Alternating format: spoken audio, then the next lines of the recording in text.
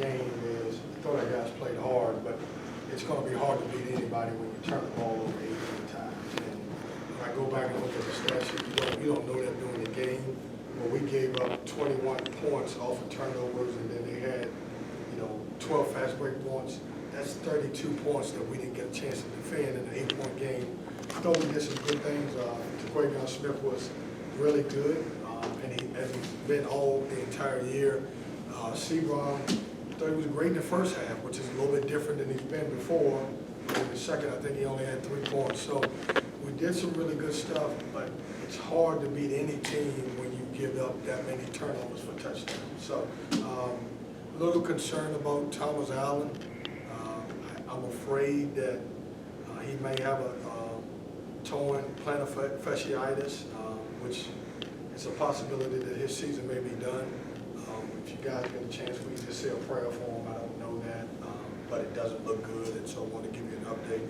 I'll try to give you an update as soon as we can find out something within the next 24 hours. But that's sad to me. A young man who was going into senior night on Saturday, didn't get a chance to finish his season last year. I feel bad for him. I feel bad for our team. They'll put us at 8 scholarship guys. So just that's tough to swallow. So questions? Did it happen in the first half? He was injured with something. I don't know, Jonas.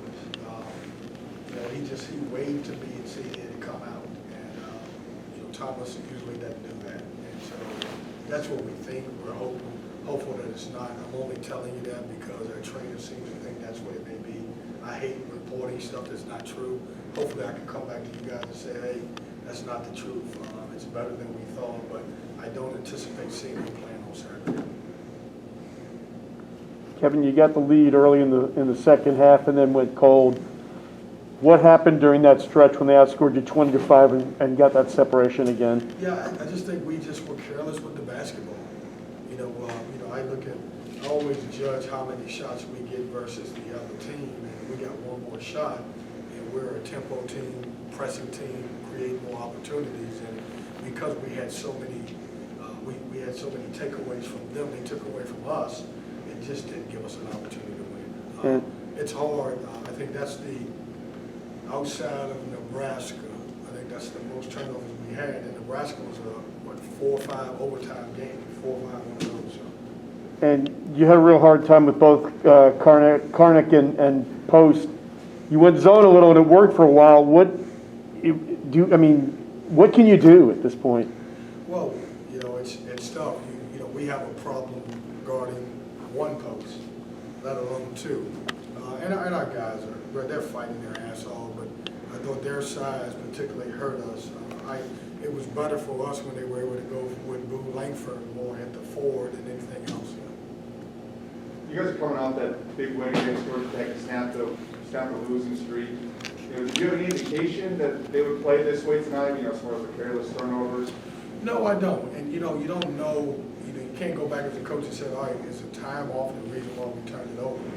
But we turned it over. And and my problem with turnovers is I just don't like turnovers for touchdowns. We didn't get a chance to defend against the turnovers.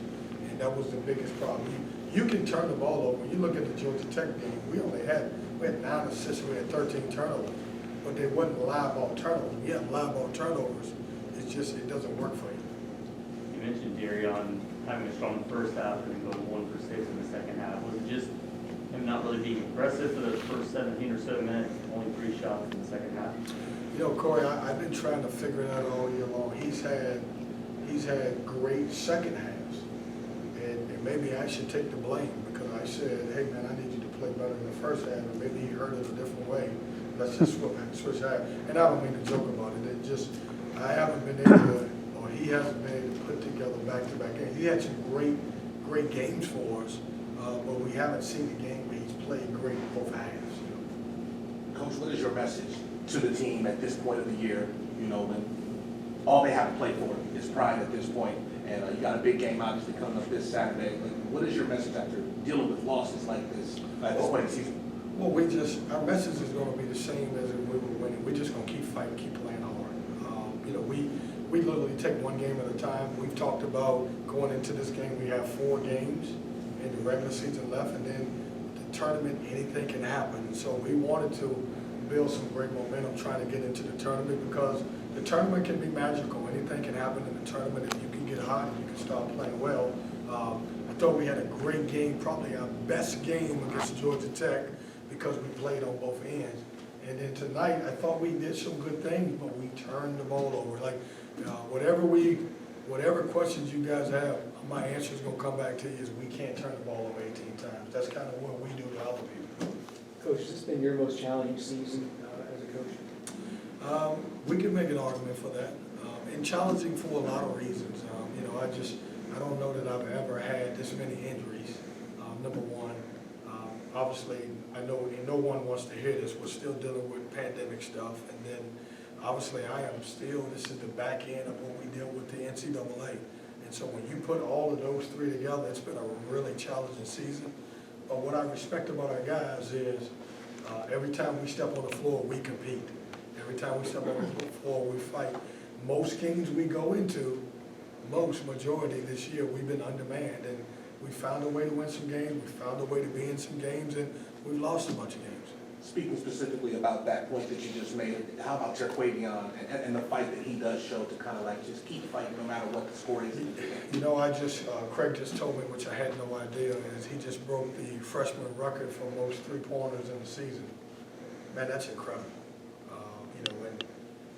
I don't want to take away from his performance this year because we're not having a great year. But that kid's been special for us, and he's played far beyond a freshman. And I want you to think about this: 83 threes, and he is in great company and some guys who can really make shots. So he's been an unbelievable bright spot.